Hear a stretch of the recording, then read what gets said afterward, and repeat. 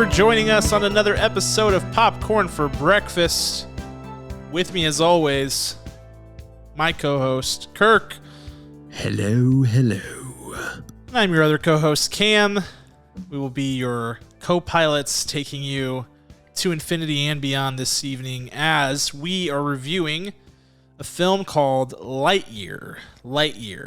Of course, referencing the character Buzz Lightyear, who is the star of this movie. And so we will be getting into all of that. But it's been a little while. Know what's popping this week. It's been a crazy week. It's been absolutely insane. And there really wasn't that much to talk about on movie news, so it ended up working out because there just wasn't a lot. It was a lot of stuff that was happening, like, the Thor premiere was tonight, and the Obi-Wan Kenobi finale, and Doctor Strange releasing on Disney Plus. Those are all Disney-related things. But, most of the big stories that were happened last week. More Ezra Miller horrors. He beat up like 8 more people. Man-made horrors beyond our comprehension. So we don't want to talk about that. So yeah, that's why we didn't do it. But we are excited to get to review a movie that was meant to be one of the the big movies of the summer.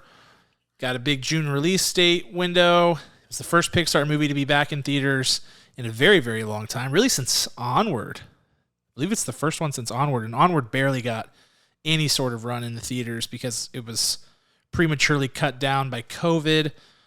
So most people probably saw that on Disney Plus, but it was it was the last movie that you and I saw prior to the pandemic. I remember that.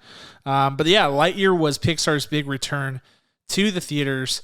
And so we're going to review that, and then we're going to play a game, Kirk, that I know that you have cooked up, and I'm nervous about it. But, if it's Buzz Lightyear themed or of that ilk, I think I will be okay.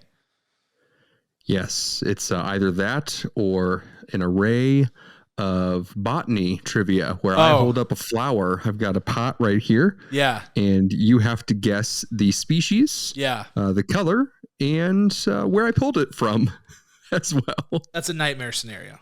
That right there. I think that's really good radio, really good podcasting for people who are only listening, for me to give you visual cues only. I think you're right. So let's hope that it's not that, but we'll see. I think I'll just have to be ready for whatever comes my way. But first, we got to get this review out of the way, Kirk, before we can get to the game. So let's talk about Lightyear.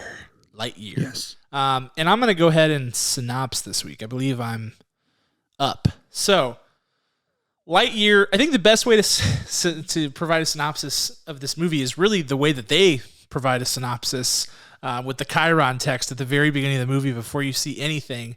Chiron text pops up on the screen and says something to the effect of, this will be paraphrasing, in 1995, Andy bought a toy. That toy was from his favorite movie. This is that movie, okay? Or he got a toy, because remember, he got it for his birthday. So this is meant to be the Buzz Lightyear movie that Andy saw that made Buzz Lightyear his all-time favorite character, toy, etc. That's the general premise for this movie. So that's why there's a different voice actor, and that's why this Buzz is not a toy. He's a person who exists in a fictional, astro universe. He's on different planets and things like that. And so really what this is a story about a space ranger who is exploring the Earth. Think Star Trek. These guys, they go out, they explore unseen planets. They decide if they're habitable, if they have resources, whatever. They're really going out to see it. So Buzz and other space rangers like him, and like Colonel Hawthorne or Commander Hawthorne, who's with him on the mission, they're going out to explore these planets to see if they're habitable. Long story short, they get trapped on the planet that we see them exploring. End up getting trapped there for years. Buzz ends up as this sort of spaceman out of his own time in a way, because he is continuously trying to reach hyperspace, that speed, like hyperspace speed. And every time he goes out on a mission, the rest of, he's gone for 4 minutes, but everybody else has aged 4 years. And so he does this multiple times, and so he's only aging literally 4 minutes while everyone around him is aging 4 years. And so over time, his friends get older, pass away. The colony that they've built is developing into a world, and he's dealing with sort of those forces. Not too unsimilar from Chris Evans' character in the Marvel Cinematic Universe, Captain America, who is also displaced in a different time. So that's really the premise of the movie. Buzz is trying to get them off the planet because he's the reason they got trapped there, and everybody else is kind of trying to tell him to move on, that it's time to move on and to be accepting of where they're at. So that is the basic groundwork for the film. Anything I missed, correct. Kirk? No, and if you tuned into this episode and thought, well, they're not going to spoil it for me, well, you're welcome. We are going to talk all about this thing. We are. And hopefully you bailed if you wanted to, but if you got this far and you haven't seen the movie, continue to listen on. That's the new phrase, ladies and gentlemen. Well, we haven't spoiled the big twist, but we will, so that's a good warning. Like, we will spoil the things that happen in this film. We will talk all about it. So to Kirk's point, when Buzz becomes, I almost did it. I didn't give them an out, did I? No. Okay. When Buzz meets Buzz and Buzz, older Buzz, multiversal Buzz, is inside of Zurg, Buzz equals Zurg. Yeah. Ladies and gentlemen. Which upsets the canon. So we'll talk about that. Yeah. We'll talk about that. Talking about continuity errors in the Toy Story multiverse is confusing to say the least, but we'll get into all of that. But let's start first, as we always do, with the actors in the film. In this case, we'll be reviewing and critiquing vocal performances and not physical acting performances. So take that in mind. But let's start with our best actor in the movie for our category that we call "And the Oscar Goes To."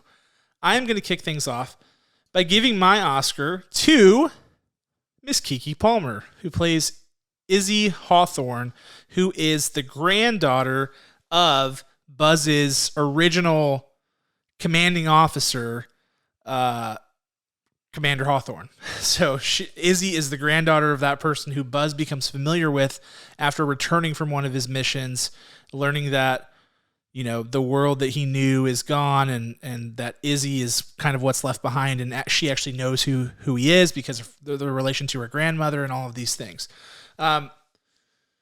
Izzy is the one character in this movie that I really feel like was just really well thought out and well structured. She was deep, she was layered, and a lot of that I felt like just emanated out of Keke Palmer's performance, who I really like what she does. I can't wait to see her in the new Jordan Peele movie that's coming out later in July, Nope, because I think she does a lot of great work. But I thought this voice performance was great because this character has so many conflicting things going on in her head.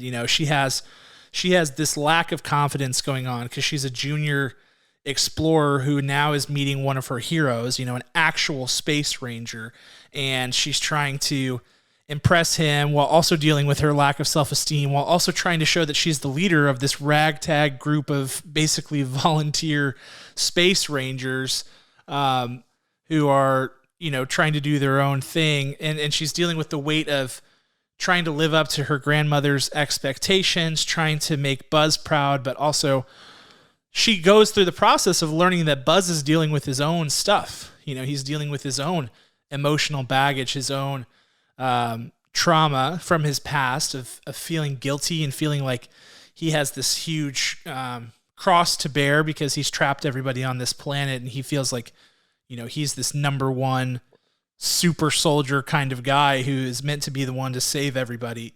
And so he wants to only work alone. And so she's got a lot of different conflicting interests going into this. And you can feel that in every bit of Keke Palmer's performance. It feels like at each stage throughout the performance, she's aware of what's happening. She's aware of exactly how her character would feel and how she would deliver lines. I feel like there's just this great unspoken, I don't know. It's just a really good vocal performance. Like you can tell when she's feeling unsure about what she's saying. You can tell whenever she's trying to be cool.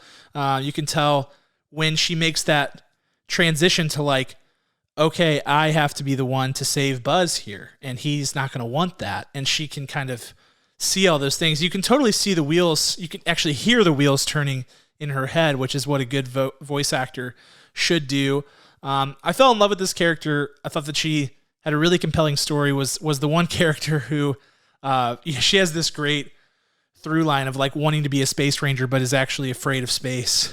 And she has this moment where she has to do it's reminiscent of that movie The Martian, where it's like or Gravity, where she has to like push off through space and try to hit something while she's moving, and if she doesn't grab it, then she's going to drift off into space.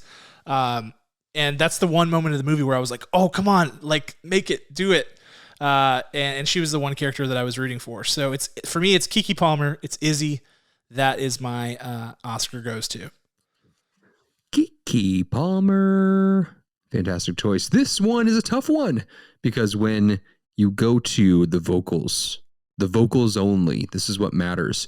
Can you make a full character, flush it out without using your face? You have to study the character, study their beats, what gets them started at the beginning of their story, where's their middle, where's their end, and to know where that fits in. It's pretty difficult. It's more difficult than you can imagine, because I've done several. I have 4,000 credits on audio. Go check it out on Audible. But my Oscar goes to, this one very specifically goes to Socks, the character Socks, played by Peter Sohn. I want to speak to this unsung hero of our time. This man has been with Pixar for quite some time. He's made additional voices in the likes of Incredibles, full characters in Ratatouille, WALL-E, Monsters U, and even as recent as Luca. Peter Sohn plays Socks in this, and to an incredible degree, he fully sought out that this character, yes, it is a robotic cat, ladies and gentlemen. It is very to the point. It's very cold at times, but then there's like this warmth to it, like as in when when Socks rolls over and has Izzy pet its belly, and he's like, yes, I do like this. the very fun elements, putting in and shining on moments where he's like basically reacting like Siri and answering questions and being the guru, the web, the internet, the knowledge that the team needs, the computer assistant that they need, which was really great because it was very unexpected. Even though we saw this little robotic cat in the trailer, and quite possibly the best part of this movie, I think that what made it special was all the different colors, that there was kind of mocking involved a little bit. There was of course the white noise to help Buzz sleep. Just the ongoing through lines were all cohesive. And I think it's because Peter Sohn's a pro at this. He's been doing it for quite some time.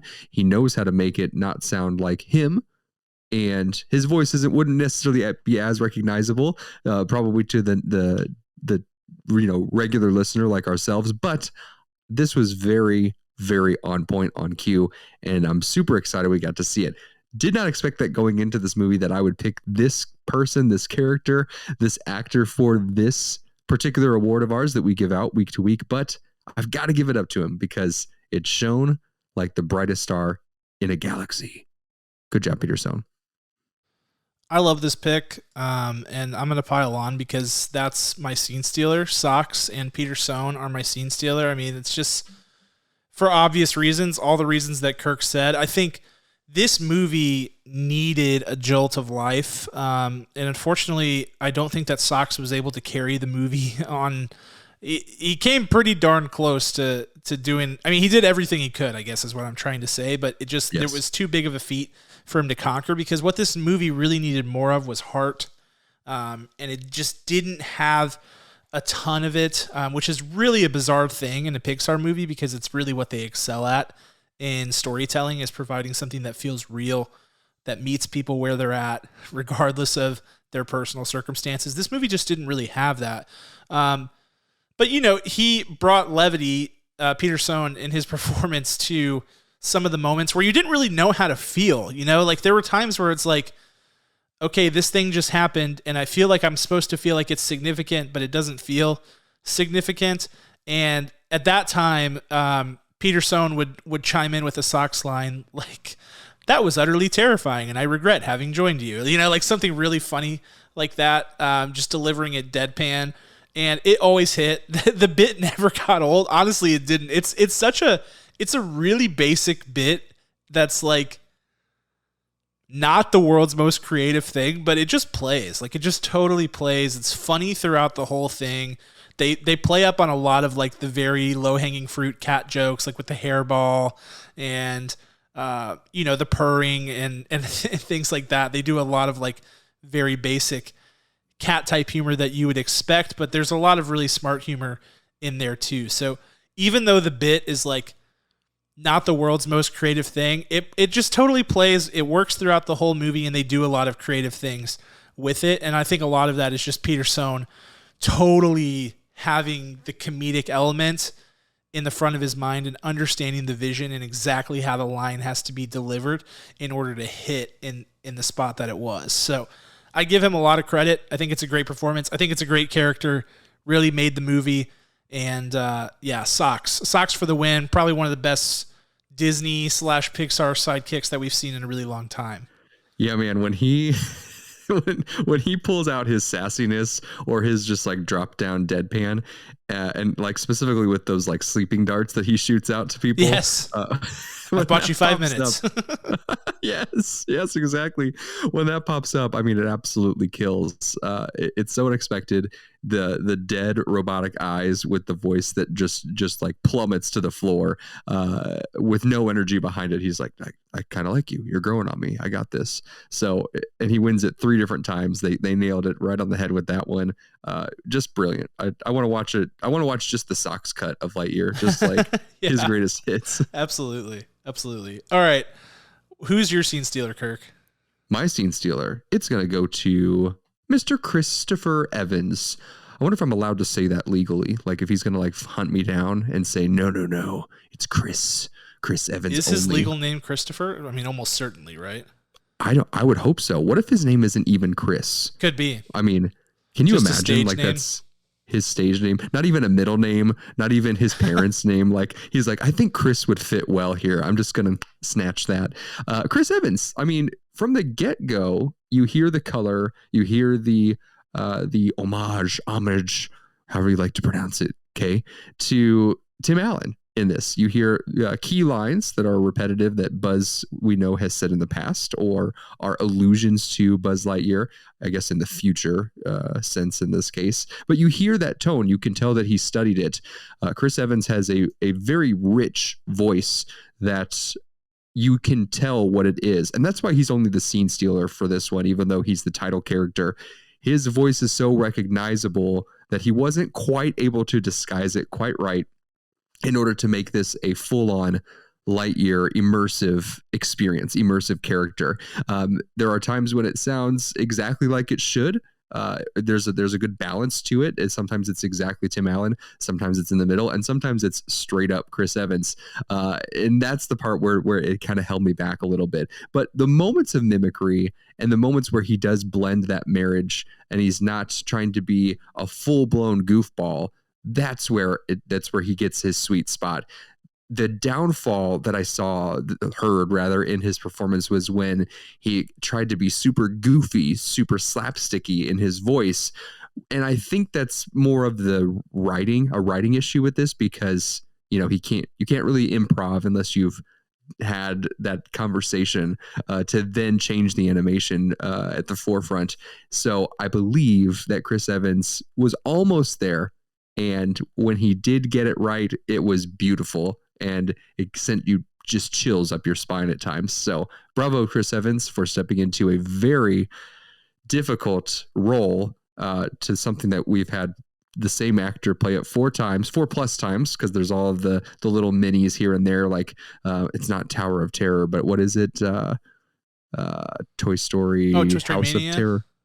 Yeah, there's also that short that like Halloween. Oh yeah, short. the Toy Story of Terror. That's what it is. Toy Story of Terror. Okay, easier than I thought. Cool. So those moments where stepping into and like piggybacking off of what someone else has done, and now you're a prequel, but a movie that inspired the character. Very tricky. Well done, sir.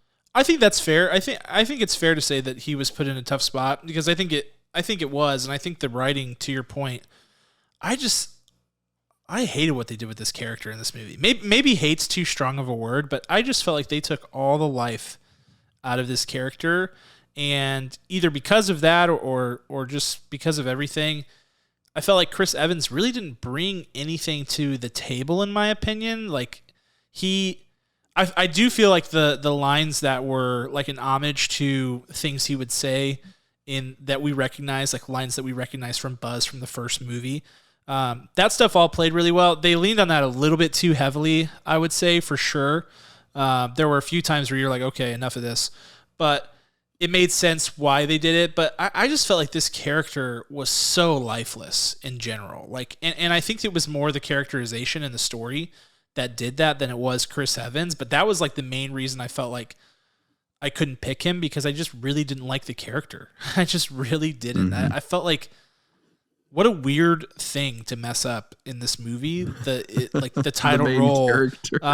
It's really a weird thing. And really all you have to do is make him, really all you have to do with this movie is like make it a Star Wars knockoff and make him like a Han Solo type space cowboy type of character who, I mean, not necessarily Han Solo in personality, but like that level of cool with like the Captain America level of honesty and like by the book, rule following kind of thing. I don't know. I just felt like the characterization was all wrong and it was weird. It was just weird. It was, and we'll talk about that more in about 2 minutes. We will. Okay, let's talk about Showstopper.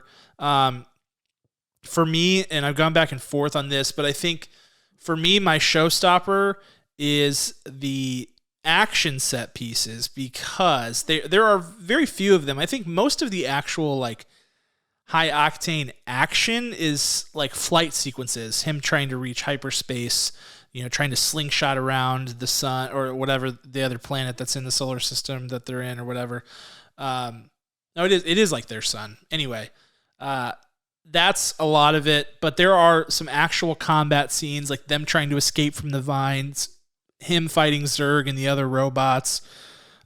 Stuff you do not see in Pixar very often. So I'm always interested, like, how are they going to animate that? Because outside of like The Incredibles, we don't really get a lot of actual action, with blasters and running and hand-to-hand physical combat. That just is not something you see in Pixar really ever. So I really liked it. I thought the first scene on the planet when they're going farther into the planet and it starts to kind of fall apart and the vines are coming and grabbing them, like, I thought that was a great scene for the opener of the movie. I was engaged and I felt like the way that it was, not shot because it's an animated movie, but the way that they mimicked the camera work to look like an action film and did the cuts to make it play like a very fast-paced action sequence. It all looked really good, and the animation's top-notch as always. I felt like it was really strong work on the animation front from them.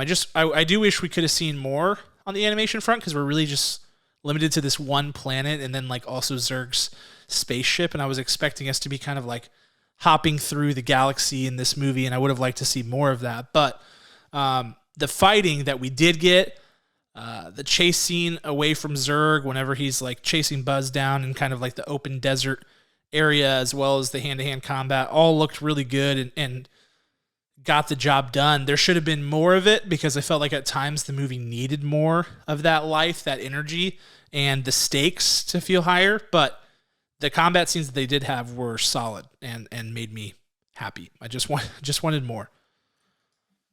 Beautiful. All right, your Showstopper, Kirk. Short and simple. This movie looked really good. They're using the best technology out there, the absolute best.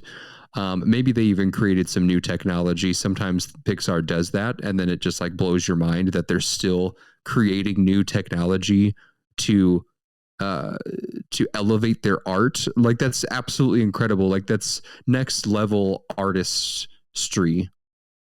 on this planet. I don't understand it. So when you open this movie, you see just absolute color blasts. You see every single color of the rainbow, colors you didn't think could exist. You see shadowing, even if you're watching right now, or if you do a quick Google, the poster itself. When I talk about shadowing, that's what creates a depth of your depth perception, if you will. So that helps shape how you see that character. Do they look lifelike, or they're a cartoon, but holy cow, you've never seen a cartoon move like that, or look up at the sky and see the light hit their face or their skin or their suit in a different way that you've seen ever before. So that then it helps reflect movement in a different way that you've never seen before, and that movement then enhances the storytelling. So the visuals on this were so important, clearly, to the director, to the creative team, and they nailed it. So visually, it's a perfect film, but that's not what makes a film perfect. Yeah, I love the animation. I thought it was really good, and Pixar has been a little bit more experimental with their animation lately. I feel like it really started with Onward, and then again with Luca, and even Turning Red. Featured some. I think Soul was reminiscent of Inside Out in a lot of ways in terms of animation style, character design, but specifically Turning Red and Onward and Luca all felt very different for Pixar, and this just felt like classic Pixar animation, but it felt like classic Pixar animation 2.0. It just felt like very enhanced. The details on specifically like the Space Ranger suits, the spaceships, the design of like the dome planet, like the dome, like the what did he call it? The turnip was the spaceship. All of that stuff was really tight, and the texture of like the ground and everything going on the planet was really solid. So I have to agree with you there. But yeah, let's talk about where this movie missed the mark. Let's talk about director's shoes. For me, I feel like this is pretty simple, and I feel like it's the story. I felt like they overcomplicated this story. I don't think this had to be hard. I really think that the story that they ended up with was really convoluted, and is a bizarre choice for a kids movie to do the relativity of space-time. Like if you're traveling at X speed around this sun, then the force of gravity and the theory of relativity states that your time is passing at this factor while everybody else back on your planet is traveling at this factor. Like, it's theoretical science and it's quantum physics, and it's way too complicated for any kid to understand why that is happening. So really odd choice. And they do this like lone soldier thing where he's, kind of, again, a man like displaced out of his own time, which I feel like is a really unsettling concept for people. Like they have this montage in the movie where he's just kind of like slowly watching his closest friend age and then die. And then he comes back to a planet where he knows no one and nobody kind of like wants him there. And they don't like his mission. Like, it's just a weird choice narratively. And then the villain, they blow the villain in a major way. Because it's him, it's the convergent, the variant Buzz, it's like he has traveled back in time and created two diverging timelines so that there can now be two Buzzes, the older evil curmudgeon Buzz and the Buzz that we have been following throughout this movie. When in Toy Story 2, it is established that Zurg is Buzz's father. At least the toys think that. And why would the toys think that if that wasn't the case in the movie? So that's like one of the things you kind of expect as a fan, that it's going to be like, oh, it's going to be his dad, right? Because this is Zurg. But the whole Zurg thing in general didn't feel right. He wasn't Emperor Zurg, he didn't have a Darth Vader type feel to him, which again is kind of what I'm expecting, because in a way this has to be some sort of homage to Star Wars, because that was the joke in the Toy Story movie, was that like Zurg was Darth Vader. And so I felt like they had to sort of recreate that in some way in this movie. And they just decided to go in a totally different direction that I thought was altogether off-putting and also way too complicated for a kid's movie. And by the time it, they the pacing comes in with the villain thing because they introduce new Buzz, or rather older curmudgeon Buzz, the double Buzz, and then they don't give you any time between like he's introduced and now he's the villain. Like, you know that he's going to become that, but they should have taken some time to make that reveal more impactful, because they go through it so fast that you're like, okay, this guy's going to be the villain, and 2 minutes later he is, and it should, like, in order for that payoff to work, it should be like Kurt Russell in Guardians of the Galaxy Volume 2, where it's like he shows up and you're like, I don't know what this guy's about, but he seems chill and he seems cool and he seems to want the same things, and then he becomes evil. They could have played that out better, but the story was weird, overcomplicated, didn't really work in my opinion.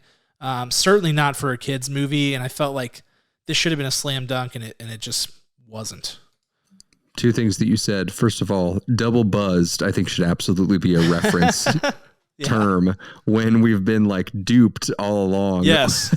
Either they've blown the storyline by being overambitious, or I think that's it. Right yeah, there. Like, I mean, it's a weird choice. They double buzzed us. Like, I could see it on our shirts as well. Like, don't double buzz. Yeah, XYZ there's something there for sure. And then the second thing is that, this movie kind of needs like a prerequisite for children. So kids, my 6-year-old child, I think you need to watch Interstellar by Christopher Nolan, Lost in Space 1998 with Gary Oldman, William Hurt, Lacey Chabert, Jared Harris pops up as the double buzz twist at the end there. And Avengers Endgame and Star Wars, Trek, the whole series, and Star Wars, and Star Trek. Get it all in there. That's the prerequisite. You're absolutely right. The figuring out that as a child, I can't imagine. My kids haven't seen this yet, and I don't know that it's worth it because of I saw it with my quality. wife, and we immediately went like, okay, we're gonna have to wait till he's 10. I don't know, like this is gonna be a hard sell. It's just not really gonna work because it's so dialogue heavy too that like they're not sticking with it. Like, my 4-year-old is not sticking with this. There's no possible way. Right. Like, I was like locked in. I was in a theater of like 4 people. I'm in the back row and I'm like, okay, hold on. I mean, I look like like Winona Ryder winning their Emmy, their Golden Globe. That's how I felt. Like, I was like trying to put the pieces together when Buzz 2 popped out. And I was like, no. Like, you can't like retcon that line. That line is already in Toy Story 2. It's been there for 20 years. Like, this can't happen. Creators at Pixar and Disney. So let's keep going. How about some more stuff? So more director's shoes. Buzz is supposed to be this all-star that people look up to, that people believe that that he's a great leader because he can do, and he can't teach because he can do. In Toy Story, we see him as a toy clumsily succeed at these things, like I'm gonna fly, and he flies across the room, right? Things just happen for him that make him successful, and he believes that they are by coincidence, happenstance, and the support of his team not helping him not get smashed to pieces. So in this, Buzz never gets a win in this movie. He comes inches close to achieving all of his goals and taking out a bad guy, but no, his blaster fails and he almost gets crunched, and he escapes at the last minute. His team helps him, thank goodness, which is one of the central themes of this film, and they beat it over the head like no other than I've seen in this movie. But how can he be the leader and criticize his other teammates, his new teammates, and his people that he's trying to impress before time passes by?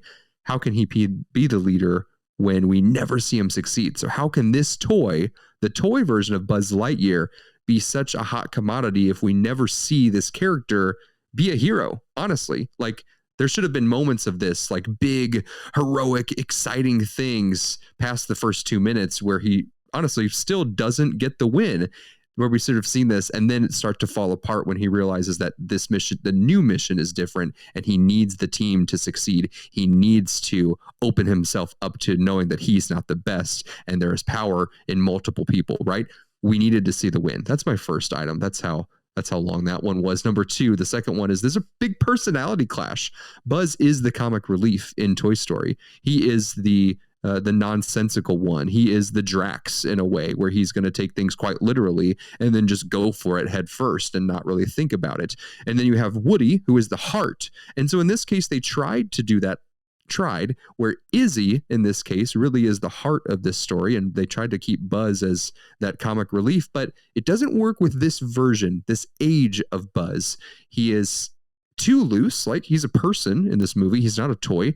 And there are moments where he does go that route of hard-headed and blinders are on, he can only see one thing, but it's not enough. It's not true enough to the character, which goes back to what we were discussing earlier, that the writing, the creation of this character was written in a very odd and strange way. Zurg, poor twist. We've beat that to death. Very poor twist. And fourth, this one confuses me the most. This is my last one. The fuel at the very beginning of this movie, we are led to believe that it's just Buzz and older Alicia Hawthorne, right? Uzo. I am just flabbergasted when they don't succeed in their mission and then they are suddenly revealed that there's multiple people. When I saw this, I'm like, wait a second. I thought they were the only ones on a small ship where they already have a community when they reveal, oh my goodness, look who they're letting down because they failed their mission, instead of like him and like maybe two other people back at the big ship. No, it's very confusing because then they start to build this community over time and you're like, hold on, where did all these people come from?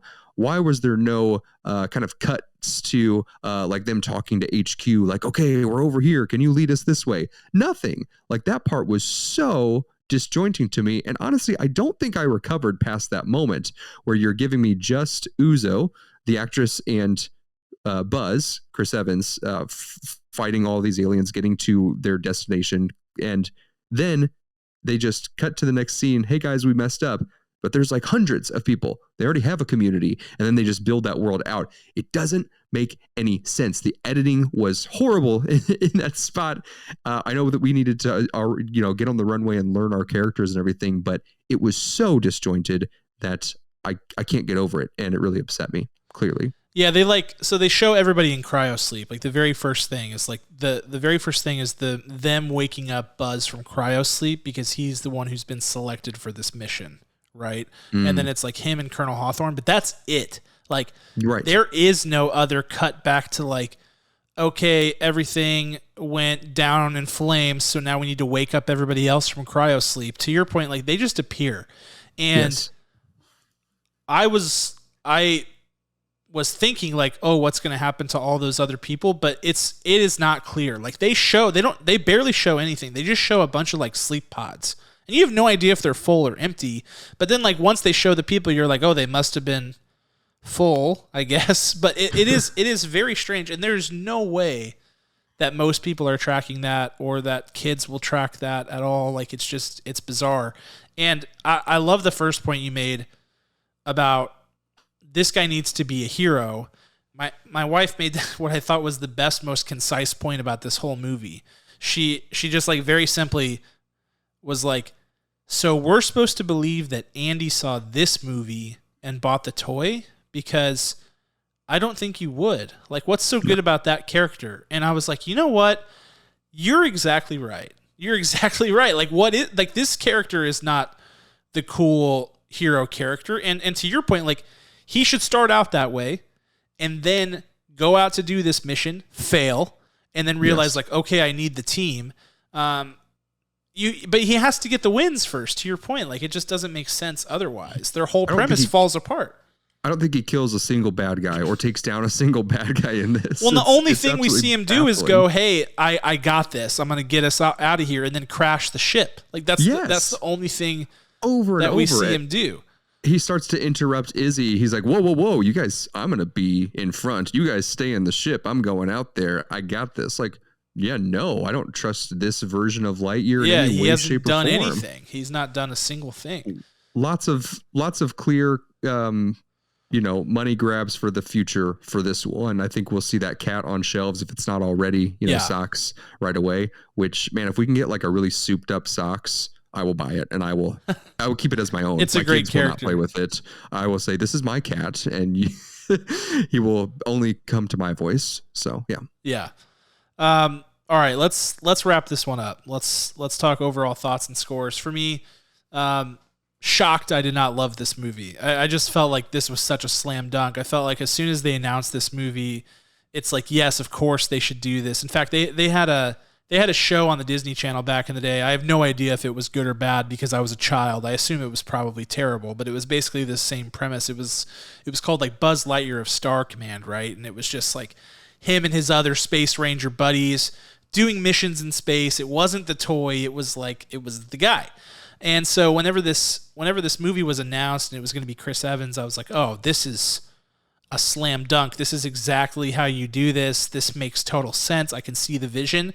And then I watched the vision melt before my eyes in this movie as they came up with a plot that was so much more complex, so much more disjointed, a movie that had pacing issues, a movie that had a protagonist who just honestly just kind of sucked. I didn't really like anything to do with Buzz. I mean, he's not like the worst character ever, but he's just a total nothing character. He really just is not what he should be.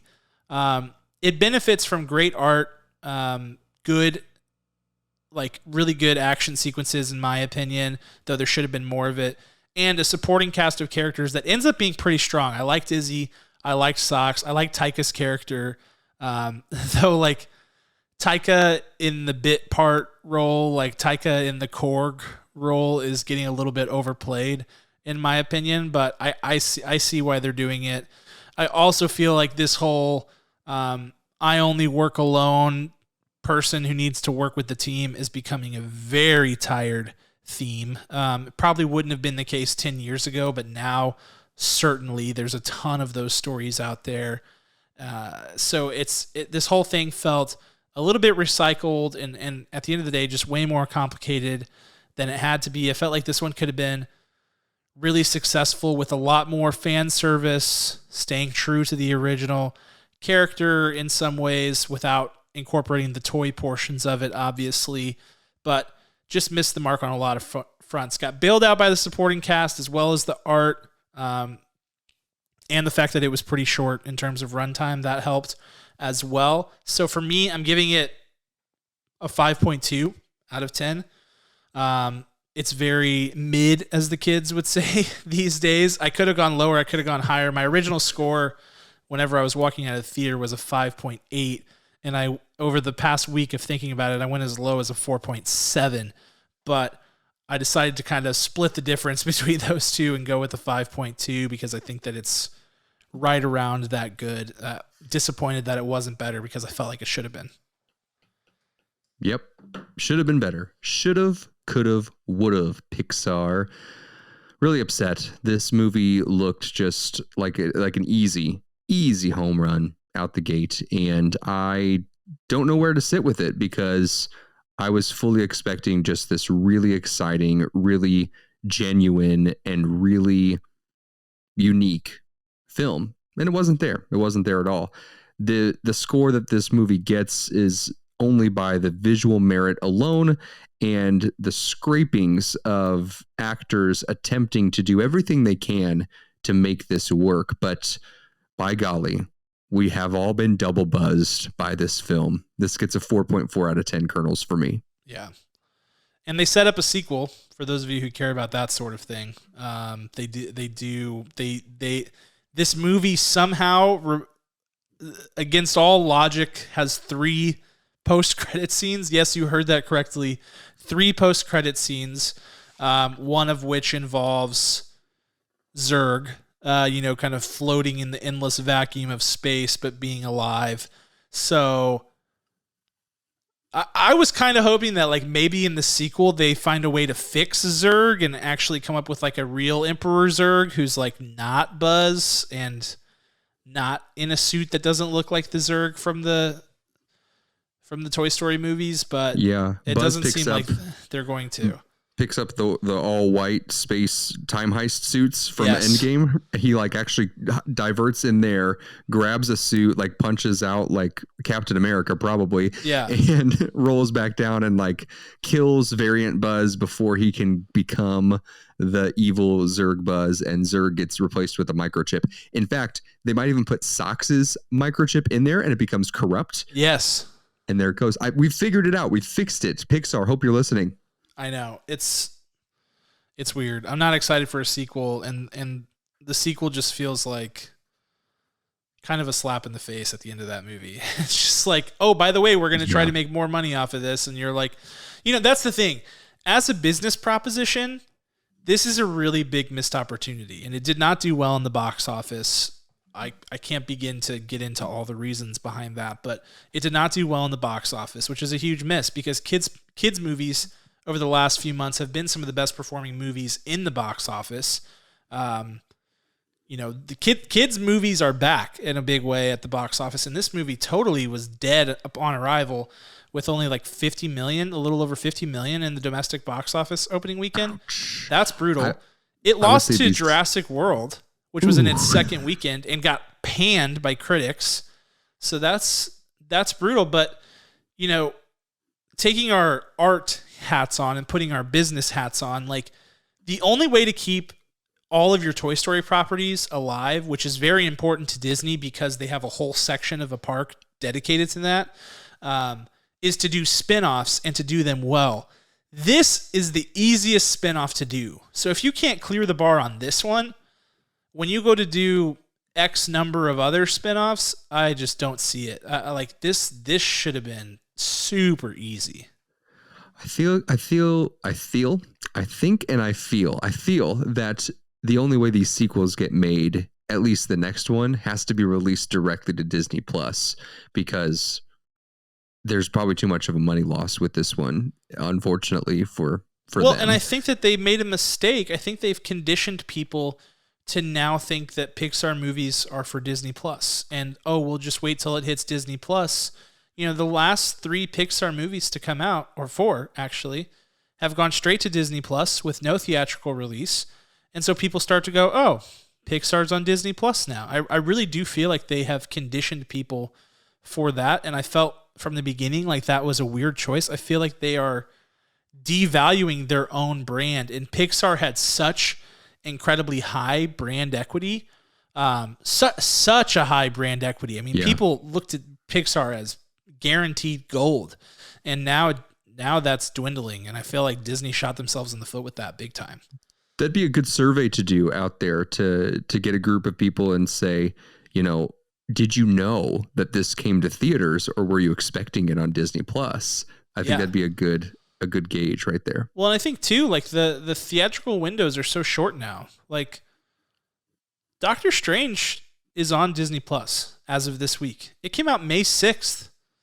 Like the dust has not settled. That's 6 weeks. That's a really short window. Yeah, that's not enough time to pick up all that cash because people are busy. Well, people are already paying for Disney Plus. So if you are not worried about spoilers, you don't really like have to deal with that on social, and you're a casual fan, why in the world would you pay to go see something in theater? Why would you? I wouldn't. I just wouldn't. Wait. You just wait. So I think they're making some questionable business choices, to be honest. And it gets more questionable by the day. Bring back the other Bob. Bring back the other Bob. Not to get into it, but I think he would come back. He would. I think if the Disney board decides to boot Bob Chapek, which seems like a possibility, not immediate, but in the near future, I think Bob would come back. I think Bob Iger would come back. That'd be so good. It would be epic. He's watching his empire fall. He built it up so well. I know you have to, like, your legacy is only as good as the person that you put in place to follow up after you. You gotta have a good successor. And so far things are rocky. It could get better, but right now things are rocky. All right, let's play this game, Kirk. Let's do it. You ready? I think so. This game, ladies and gentlemen, is called Cosmic Captains. Ooh. You hear all those C's? Yes. I had lots of different names. Oh, I had three. It was going to be No, I can't tell you. It'll give away the game. You ready? Here we go. Yes. This is very similar to last week, in which I can give you hints if you need them, but you Okay. lose points if that's the case. So where you get 10 points per question answered, and there are only 4. We'll figure it out. I'm not sure how many questions there are, but you'll get 10 points if you get it off the dome. And if you need some help, it'll go down significantly. Oh, no. So prepare yourself. I should also say how this game works. Yes, instead of that just would be start good. asking you questions. That would be good. That would be good. Thank you. The way this game works is I'm going to give you, I'm either going to describe a movie, I'm going to describe a character, Mm-hmm. I'm going to describe a feeling that I have when I watch a movie. No, it's going to be the title of the movie or the character, and I'll point that without any points taken away to get you to this points, right? So if I just did captains, that's going to be too difficult because there's some really obscure names out there that we just know probably the main actor that plays them. So I'm going to lead you not just into that, but into some smoother territory, if you will. All right. Question number 1. If you get this wrong, I'm going to disown you. Oh, gosh. This captain, you must name the captain. He's the captain of the Starship Enterprise. Captain James T. Kirk. That is correct. I'm not a Trekkie. Would Picard be an answer or no? You knew what I meant. Okay. That was an honest question. Like, I didn't know, is he the captain of the Enterprise too? Or is he the captain of something else? He is at times. Okay. There's a different version, a different Starship Fleet number, which we could get into great depths if you'd like. No, that's fine. Actually, I'm good. I regret having said anything. But here's a fun fact: my dad won the coin toss on getting me to be named a Star Trek character. It was either going to be Kirk or Riker, also from Next Gen, and went with Kirk. But he did not win in getting me to be actually named Kirk Tiberius Doolin. I kind of wish he had, because that'd be a pretty sick middle name. Yeah, it would be. I digress. The next one here. Are you ready, Cam? I think so. 10 points on the board.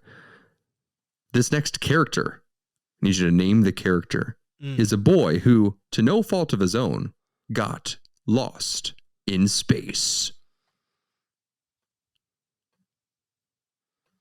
Will Robinson? That is correct. Whew. For a bonus point, actually 5 bonus points. Can you tell me the original series, the original Lost in Space series, can you tell me what year was it set in the future, quote unquote? Yeah. The original Lost in Space series, when was it set? I'm going to guess 2010. Ooh, very good guess. Although that is incorrect. The real time frame was 1999. No. Yes. Wow. That they were traveling into the future in spaceships, fully automated AI robots and aliens. 1999. They were more wrong than Stanley Kubrick. So that is correct. That's tough. That's tough. Isn't that funny? Like, can you imagine, like, you're the creator and you are looking from beyond, or you're brought back to life, and you're like, oh no, look how sad and poor that everything progressed. I can remember reading a Current Science. You remember those? They were like those little magazines we got in grade school. That was like by 2004. So it must have been like, I must have been in first grade, like 1998. They're like, by 2004, there will be functioning flying cars and they will start to become the norm. I was like, dude, that's only 6 years. And also, like, you ended up being very wrong. Very wrong. Yeah. It's pretty crazy. So this one is a 3-parter. Oh. You can earn up to 15 points Woo! on this. I lied. That doesn't compute. You can earn up to 30 points on this. Getting real. Okay. So 3 things you can name. You can name, this is going to be a movie based off of a real person. You can name the real person. You can name the actor, and you can name the film. Okay. This recent biopic has a leading man filling the spacesuit of the first man on the moon. Name the movie, name the actor, and the real man. Okay, so the movie's called First Man. Done. The actor is Ryan Gosling. That is correct. And the first man should be Neil Armstrong. 30 points to Cam, ladies and gentlemen. I almost said Lance Armstrong. Then I was like, no, that's not right. Live Strong? No, that's not right. Ben Foster? I don't understand. Yeah. Wow, you have a perfect score at this point. Hey, I'm crushing it. This is my game. I'm going to dig deep on this next one. Good. So get ready. The next question is, this detective... I can't read my own handwriting. Hold on. That was bound to happen. I found it. Got to look a little deeper. Look into the subtext here. This detective uses tried and true skills to solve the mystery of the replicants who walk among us. Name the detective. Oh my God. Well, I know that it's Blade Runner and I know that it's Harrison Ford, but I can never remember the character's name. I'm so bad with character names. He's a big one. I think you can do it. Trying to think. Deckard. That is correct. Yes, it came to me right there. Bravo, man. That is a little bit tougher because, Blade Runner is fantastic and exquisite, and the final director's cut is perfect, not the original theatrical release, and I'll die by that sword. Yeah. And it's something that wasn't I feel like it wasn't big for our childhood, that it's something that we kind of had to explore intentionally. I agree. I'm thankful for Blade Runner 2049 because that movie was so good, and it makes the first one better, which is what a legacy sequel is supposed to do. And so it was like, after having watched that, then I had to go back and revisit. But I'm terrible with character names. Like if it's not a massive franchise with really well-known characters, I'm never going to remember it. Like, I just will not. Well, speaking of well-known characters, how about some well-known actors, Cam? Yes. This is going to give you an option for 50 points. Whoa. Are you ready for this? I think so. I'm going to name some actors that star in this movie.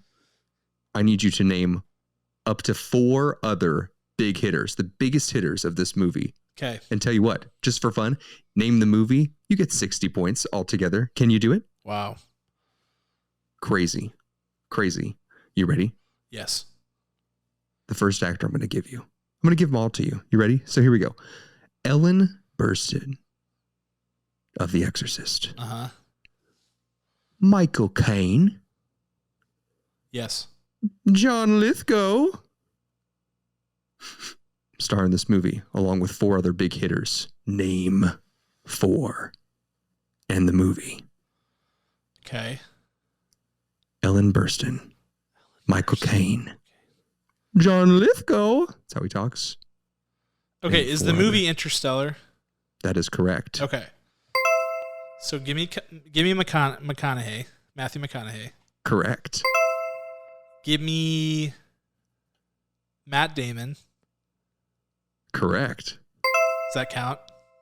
It does. He's not on the board, but you're absolutely correct. It's a cameo. Jessica Chastain. Correct.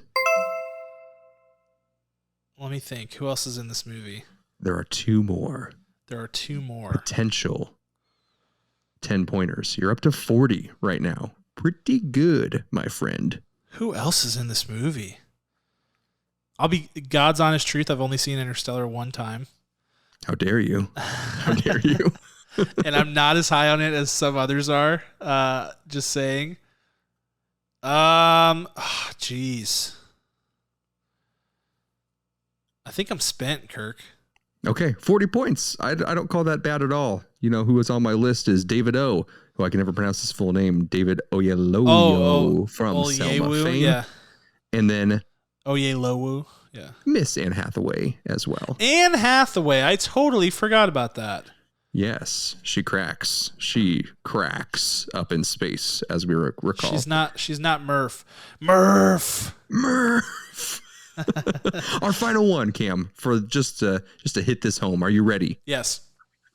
final one of Cosmic Captains. Believe it or not, this Cosmic Captain holds a top 25 spot on the highest grossing sci-fi film franchise and film series. We're certainly glad that they answered the transmission call. Who is the character, the captain? Top 25 spot, the character in this movie on the highest, one of the highest grossing sci-fi film franchises and film series in film history. We are certainly glad they answered the transmission call. They answered the transmission. Yes. So is this a trick question? No. The clues are all there. Is it Obi-Wan Kenobi? It is not Obi-Wan Dang Kenobi. it. Believe it or not, it is not Obi-Wan Kenobi. Because he's not a captain, but that's why I thought it was a trick question. I understand. You're going to be really mad at me, I think. No, I'm not going to be mad at you. I'll be mad at myself. What is it? I said, believe it or not, this is Ripley from Alien. Oh, that's on me. So adding up your score, 10, 20, 30, 40, 50, 60, 70, 80, 90. Cameron, you just got 100 points on Cosmic Captains. Congratulations. How do you feel? Well, I feel good. I'd like to thank the Lord, first of all, as well as my family who supports me. And I think this is a whose line is it anyway situation where the games are made up and the points don't matter, but I'm happy for the points anyway. I love to win. So if that's considered a winning score, then I'm glad to have it. I think you earned so many points during this game that on the next game, I'm going to start doing a running demerit as well. So like you get questions wrong, you lose 20 points. Like make it like super serious throughout. There's no end time until I just decide. So that's also working against you. But yeah. Until then, I'm having a blast just watching you sweat. I love it, Kirk. You are the game master. You always have been, always will be. I loved it. I'm doing better at these games. I can't tell if you're making them easier because you fear my wrath, or if you, or if I'm just getting better. I feel it could be either one. It's really a toss up. But for the record, there has only been one unaired game in the history of Popcorn for Breakfast. It's true. And our near 200 episodes. So. I went full Bill O'Reilly. Kirk. I was like, we are not airing that. It was pretty remarkable. It was a bad day for me, but that will never see the light of day. Maybe if we make it big and I can find the audio file one of these days, I think you deleted it immediately. I'm sure I don't have it, but we'll see. All right, until next time, thank you guys so much for joining us, listening to this episode. As a reminder, you can find all of our episodes on YouTube or your favorite podcast app, as well as our website, popcorn4breakfast.com. We have a lot of exciting things coming up for you next week. I'm sure we'll be reviewing Elvis. That will be the plan, as well as getting into the latest movie news. Maybe we'll talk about Obi-Wan Kenobi, the finale. We'll see. But we're coming up on our 200th episode and our 3-year anniversary. So lots of big celebrations coming our way. Expect to have some news about what's next for PFB around that time, so be sure to stay tuned. But in the meantime, thanks for bearing with us this week with all the different crazy scheduling stuff going on, and for listening to this review of Lightyear and our game Cosmic Captains. We want to give a special thanks to our executive producer, Ryan Spriggs, as well as the band Rhetoric, who created our original music. And we will see you next week. Talk to you then. Bye.